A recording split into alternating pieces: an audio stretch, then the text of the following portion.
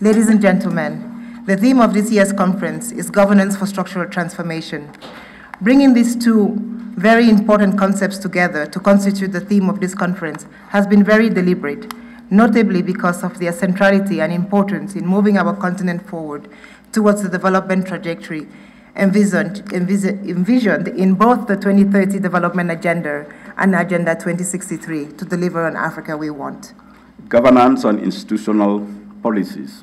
These include major initiatives for improving participation of large sections of societies in the governance of their societies, as well as the emergence of more responsive leadership.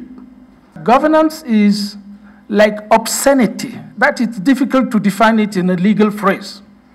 When you have the IMF talking about obscenity, you know that it's a tough topic.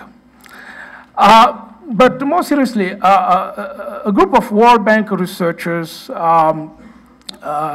Daniel Kaufman, Art Cray, and Massimo Mastruzzo, have been for the past more than 20 years put out an indicator which is widely used to compare governance around the world.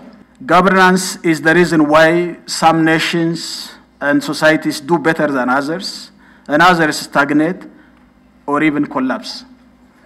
So now the question is, what kind of governance leads to transformation, and which one to stagnation, or even worse, to regression? Poor governance and lack of public accountability have always been among the main causes hindering Africa's structural transformation. And you all have already heard an excellent summary of what we understand by governance, and I think it's a position now that we can move forward on, even though my colleague Dr. Monga mentioned some disagreements that we are, but I will reserve my fireworks.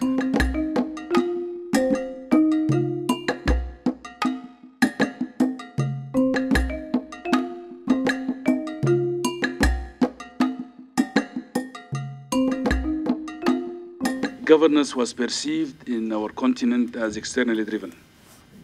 It's a conditionality vibrating with institutions and others, and maybe also conditioned by bilateral partners. But the experience of this continent of the last 30, 40 years, the military coups, the dictatorships and all that, taught us in the continent very important lesson that you could get your macro right, you could get your sectoral policy right, but until and unless you get your governance right, none of these things will work. So the realization, the discovery of governance becomes an African issue. It's no longer an externally driven agenda.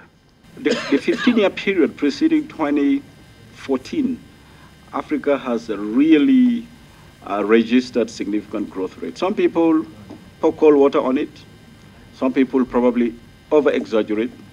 But I think maintaining consistently the growth rates of 5%, and some of the countries actually had gone much beyond that, including Ethiopia, that should be seen as a significant achievement. My point in telling this small story is just to say that for me, good governance and structural transformation are two sides of the same coin. I don't think there can be any structural transformation without good governance, but at the same time, I think that good governance is also, in many ways, a reflection of structural transformation.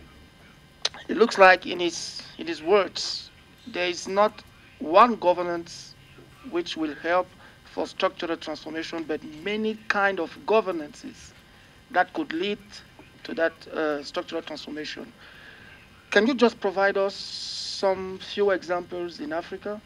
It is indeed, governance is not cheap. Take just one example, elections. Elections is probably the most serious and the biggest undertaking a country can go through, probably outside war times, because it engulfs the entire country. It is an extremely expensive undertaking. Putting institution in place is not cheap. It has to evolve, it takes time, building capacity of institution, their quality and all that. Take another example, retention of public servants, getting them remunerated at the right price and all this. These are requisites for establishing the right climate for good governance.